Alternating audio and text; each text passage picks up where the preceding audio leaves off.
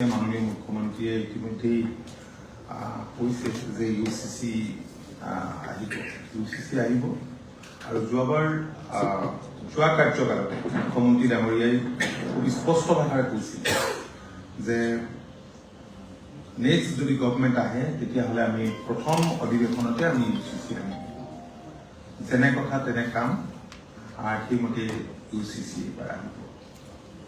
মানে ইউচিচি অনুমোদন হ'ল নেকি আপোনালোকৰ কেবিনেটে প্ৰথম কেবিনেটতে এইটো অনুমোদন হৈছে। প্ৰথম কেবিনেটতে অনুমোদন হৈছে ইয়াত বিল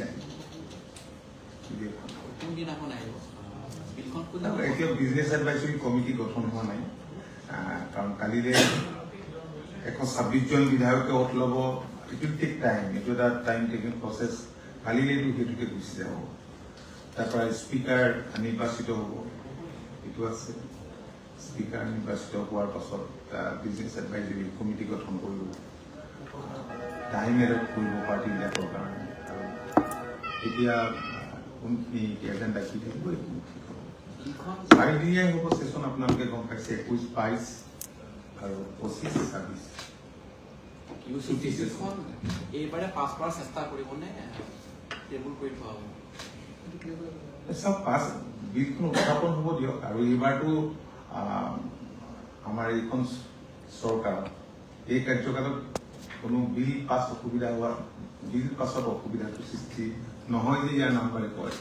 কাৰণ 126খন আসনৰ ভিতৰত 102খন আসনেই NDA লাভ কৰিছে।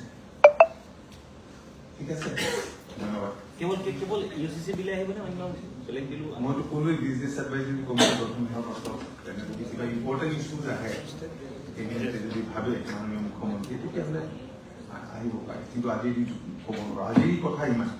কেবিনেটে আজি ষ্টেট ডাটা পলিচি 2026 বিলখন হেৰি কৰিছে, এপ্ৰুভ কৰিছে। এখনৰ বিষয়ে অলপ ক'ব নেকি? হয়।